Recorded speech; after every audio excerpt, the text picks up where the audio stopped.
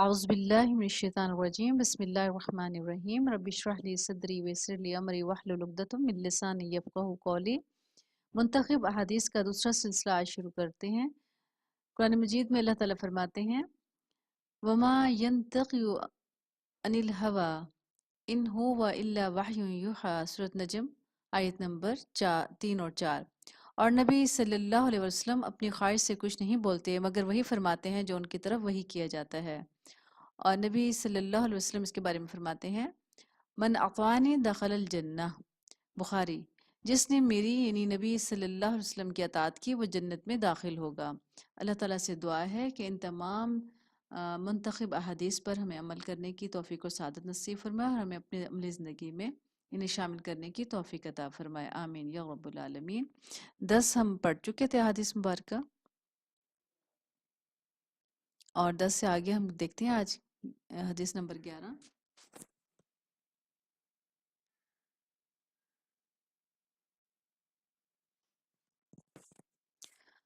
الطہر شطر الایمان، مسلم، صفائی نصف ایمان ہے۔ اس میں ہر طرح کی صفائی آ جاتی ہے، ظاہری بھی اور باطنی بھی۔ نمبر 12، الحیاء لا یأتی اللہ بخیر، حیا صرف خیر لاتی ہے، یعنی آپ کسی بھی معاملے میں حیا کریں گے اس سے خیر ہی آئے گی، ہمیں ہر معاملے میں حیا کرنی چاہیے۔ نمبر 13، ان البزازۃ من الایمان، ابو داؤد، بے شک سادگی بھی ایمان کا جزو ہے۔ اس میں بھی ہر طرح کی سادگی آ جاتی ہے، جسمانی بھی اور روحانی بھی، ظاہری بھی اور باطنی بھی۔ نمبر 14، انما الاعمال بالنیات، بخاری، بے شک اعمالوں کا دار و مدار نیتوں پر ہے، یعنی جو بھی ہم کام کریں گے اگر ہماری نیت اچھی ہے تو جو اچھا کام ہے وہ مزید اچھا ہو جائے گا۔ ہر کام کے لیے پہلے ہمیں نیت کرنی چاہیے کہ آیا ہم یہ اللہ کی رضا کے لیے کر رہے ہیں یا لوگوں کی رضا کے لیے کر رہے ہیں، تو اسی کے مطابق ہی ہمیں اس کی جزا ملے گی اور یا اس کا انعام ملے گا۔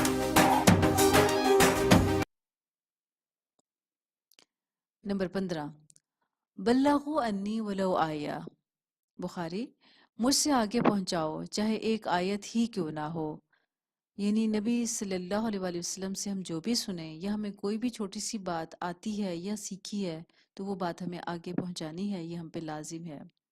نمبر 16، انما الاعمال بخواتیمہا، بخاری، بے شک اعمال کا اعتبار ان کے خاتمے پر ہے۔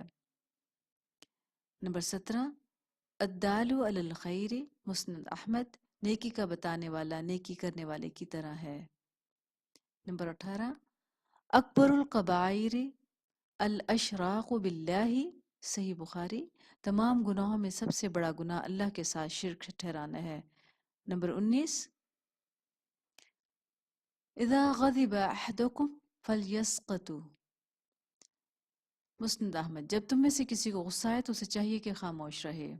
نمبر 20، لا تتخذوا القبور مساجد، مسلم، قبروں کو سجدہ گاہ نہ بناؤ۔ نمبر 21، الظلم ظلمات یوم القیامہ، ظلم قیامت کے روز اندھیروں کی صورت میں ہوگا۔ وآخر دعوانا ان الحمد للہ رب العالمین۔